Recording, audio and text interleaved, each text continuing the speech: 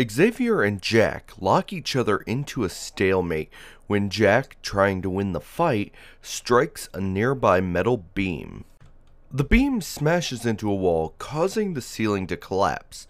Jack and Scott make it out, and he forces the teen to go with him so that he can keep using his powers.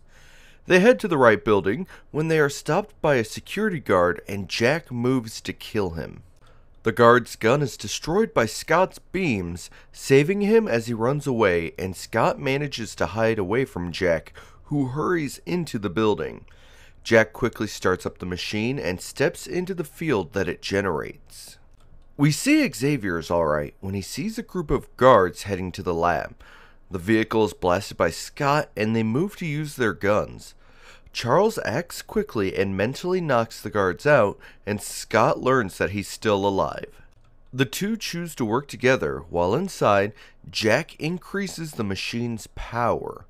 Feeling different, Jack breaks his way outside and sees his whole body is now entirely diamond.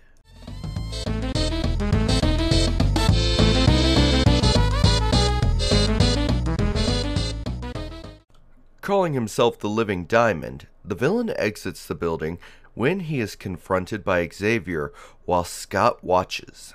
Moving to attack, Living Diamond is shocked to find his movements sluggish when Scott raises his glasses.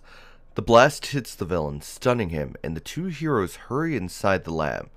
They find a machine that induces ultrasonic vibrations, which is their only hope. Charles examines the machine when Jack rips through the doors, screaming that they're trapped. Charles stops Scott from attacking and directs him towards the machine, giving him instructions on operating it and activates it when it begins affecting Living Diamond. Jack begins having trouble moving when he suddenly explodes. Scott sees that he's gone and believes himself to be a murderer, but Xavier tells him it was self-defense, and feeling alone, leaves with the professor before more guards arrive. They arrive home when Xavier asks Scott to be the first member of the X-Men, and he agrees. He gives the teen his costume, instructs him how to use it, and gives him the name Cyclops. Later, we see Scott as he is hoping to lose his powers.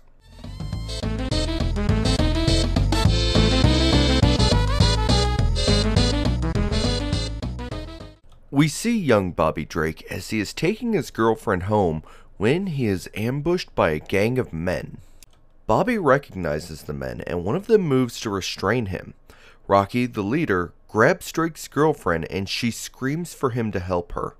He releases a torrent of cold, freezing Rocky, and the gang run away. Bobby checks on his date, but she runs away from him in fear. Word quickly spreads of the incident when Bobby arrives home and explains what happened to his parents. They hear a noise outside and Drake's father goes out to find a mob of people. The mob then break into the house and Bobby is forced to defend himself. Managing to hold the mob off, he is tackled from behind and taken to the sheriff. Xavier reads about the incident and Cyclops offers to go get him. Back in the jail, Bobby is worrying when he is shocked by a loud noise.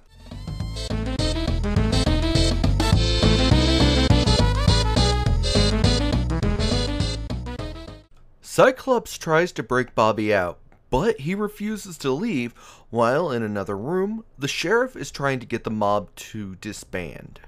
Scott tries to persuade the teen again when he blows a hole in the wall to get him moving. Lunging at Bobby, the two fly through the hole, their fall broken by an awning. The townsfolk hear the scuffle and rush outside to see the two fighting when Cyclops takes the offensive. Bobby then runs away to a nearby dock with Cyclops right behind him. Turning around, Scott destroys the pier, dropping the mob into the water. Scott manages to get on the boat, causing Bobby to crash. The two continue their fight until they are both exhausted when the sheriff appears and tries to take them in peacefully.